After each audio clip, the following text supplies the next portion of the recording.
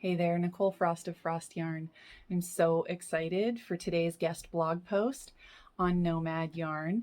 That's Knomad. Specifically, we're going to be looking at their Salcantay base, which is 100% superwash merino, and their Tundra base, which is 100% non-superwash Andean wool.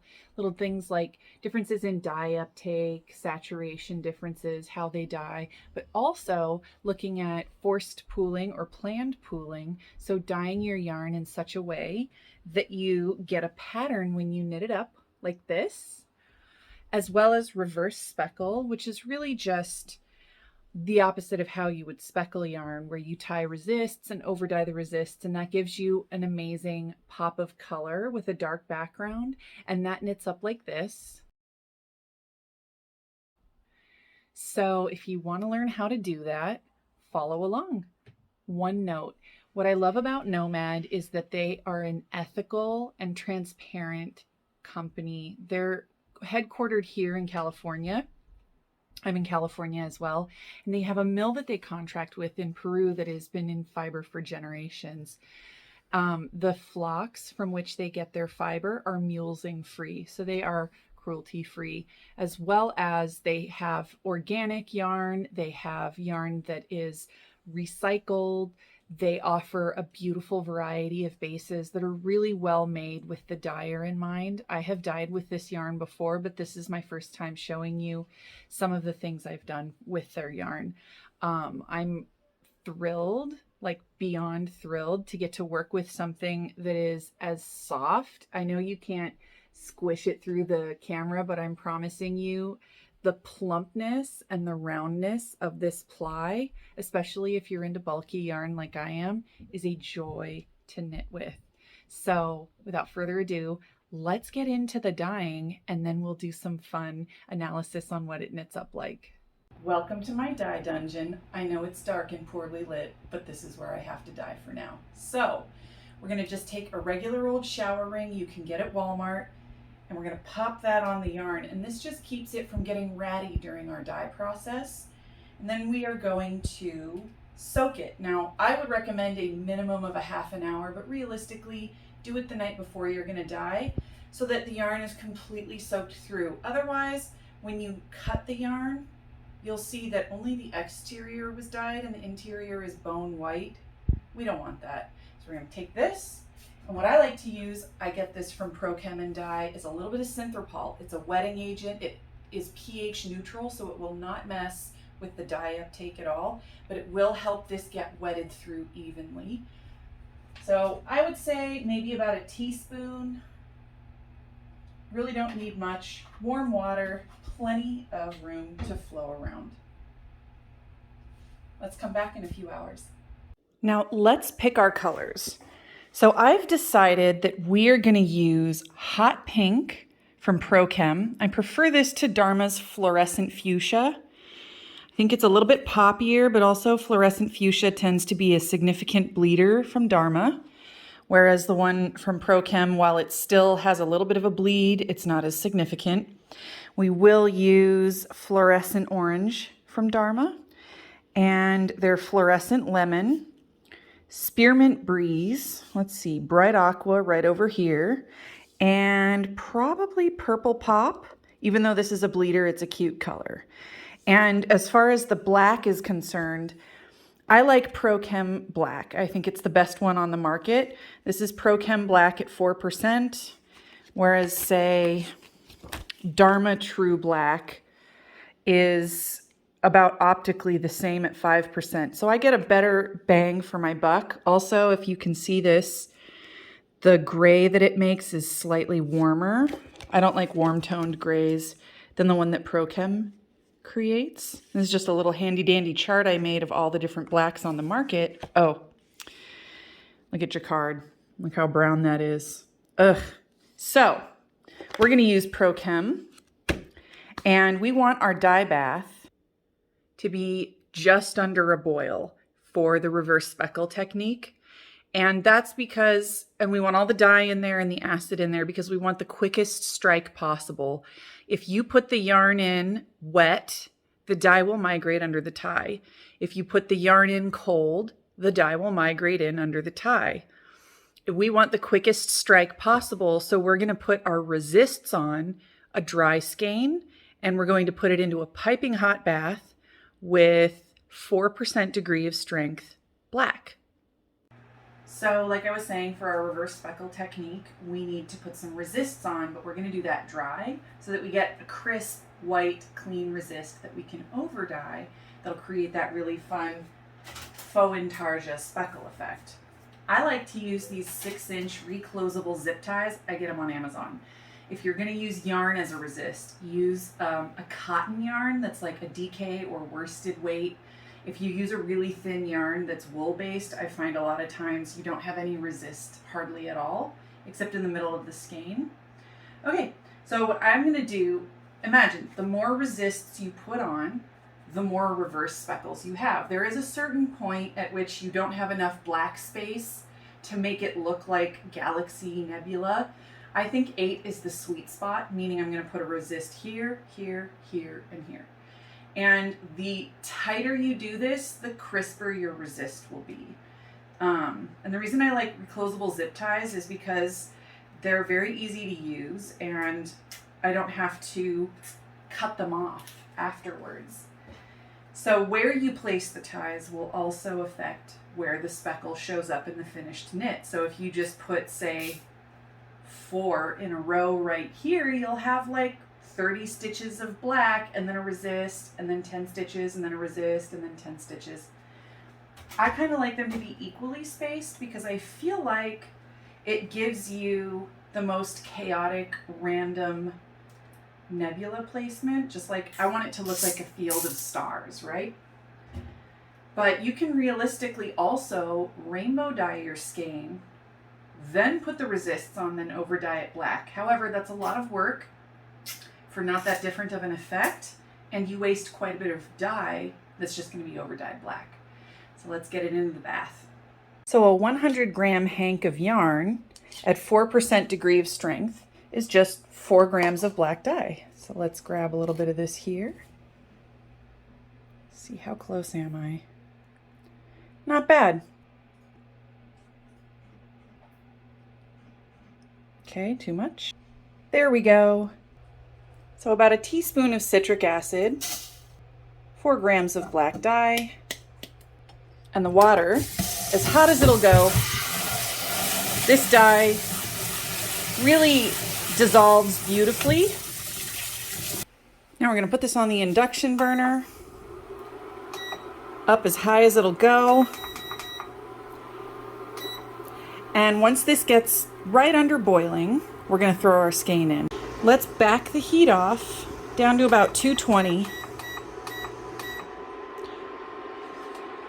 We're going to take our dry skein and there we go. Okay, make sure it's nice and saturated. I'm just going to put a timer on for 22 minutes. And we will come back to this in a few hours when it is totally cool. All right, let's check and see. Looks like all the dye is absorbed. So we're gonna let this cool down for a little bit and then we'll come back to it. Let's mix up some dye stock, starting with our citric acid.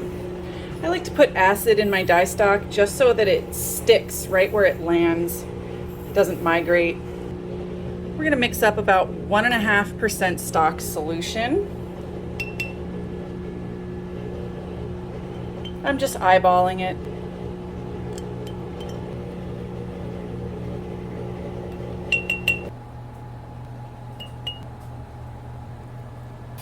Water as hot as it'll go to melt that citric acid and dye together. Fill the rest of the jars. And then I want you to strain off all the excess water so that the yarn is barely damp. And we're going to do 2 different application patterns. So 1 skein pushed together and 1 skein in the round. Get yourself a 60 milliliter Lure Lock syringe. I get mine off of Amazon by the box. They're pretty cheap, less than $1 each. We're going to grab about 25 mLs of dye. There we go.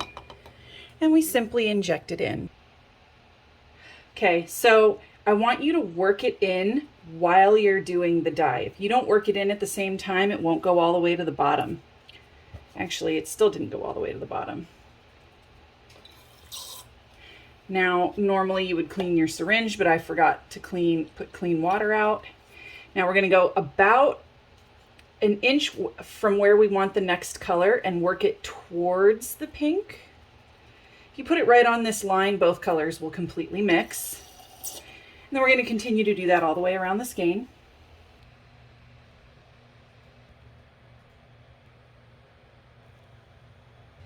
Now that we've blocked our color in and we've checked the other side to make sure that the saturation is complete, we're going to take our jet black at 4% and we're just going to work it in the rest of the skein. All right, now let's wipe up all this excess dye and flip the skein. Now that it's flipped, see all these white patches? We could just go over it with more black for a super solid base, but I want this to knit up like an oil slick. And the way we're going to do that is we're actually going to pipe in little bits of rainbow in each of these so that when it knits up, you're going to have a beautiful sludgy pavement with a rainbow sheen of oil on it. So let's fill in a little bit of pink right here. And I say maybe right over here, just like you're painting to your eye, and then maybe right over here. I really love Lily Rose from Aljo, so I'm going to put some over here, and maybe a little section right here, and over here. And just continue in that manner until you've got complete saturation and you're happy with how it looks. Here we are, all beautifully painted and ready to go. Now with this skein, we're just going to do a palindrome dye application, so pink, then orange on either side of that, yellow on either side of that, etc., with black tips. And this will give us some sort of argyle pattern when we knit it up because the repeat is doubled.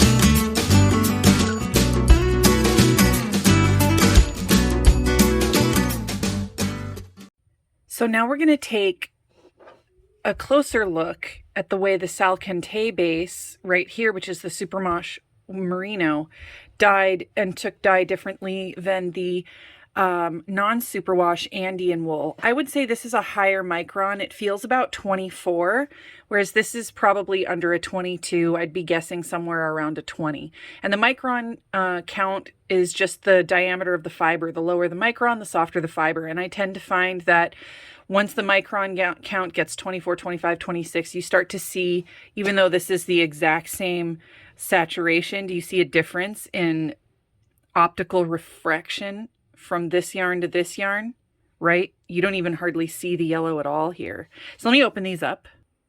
So first off, let's look at the line of demarcation where I placed this dye. It pretty much stuck and didn't migrate where I put it. So you can see a really clear line between colors, and it's bright. Now let's look at the same section here. Do you see how the orange is a lot less saturated, even though it's the same exact dye stock, same degree of strength? And do you see how there's a section right here that got kind of muddied between the orange and the blue purple because the dye overmixed, meaning it took a lot longer to strike on the non-superwash than it did on the superwash. It's also just optically brighter on this side than it is over here. And I also want to show you, this is the Salcantay base I did reverse speckle. So let's look at these crisp, bright pops of color versus the resists on the non-superwash. Do you see how the color isn't quite as bright? This is the same exact color, same exact degree of strength. So when you're dyeing non-superwash, just understand that it's going to behave differently. You're going to have different saturation levels, optically speaking. So even though this is 1.5% and this is 1.5%, the smoothness of the fiber is optically refracting color differently. Just like if you had really rough, coarse, curly hair, and it wouldn't be as glossy as someone who had straight, soft, fine hair. Same thing. So I still think this dyed, the Tundra dyed beautifully. It was a lot of fun to work with. I'm looking forward to showing you what it looks like knit up. I just want you to know that the superwash base and the non-superwash base are going to dye differently, and they really need different techniques if you want to get a lot of saturation and a lot of crispness in between the colors. Here's all our swatches knit up so we can look at them together. So this is a 50 cast on flat on the Salcantay, and this is the exact same skein. I just cut it in half. And this is a 50 cast on in the round. So to show you that you get a stripe on the bias versus the beginning of an argyle here.